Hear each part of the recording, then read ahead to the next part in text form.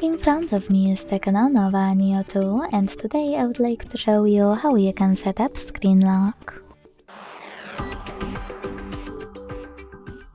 Begin by opening Settings and scrolling down to access Security. Then tap on Screen Lock at the top.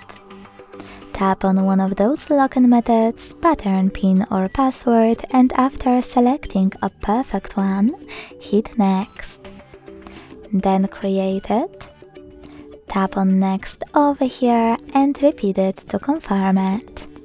Lastly, select Confirm. Now you need to adjust lock screen notifications by clicking on one of the available options.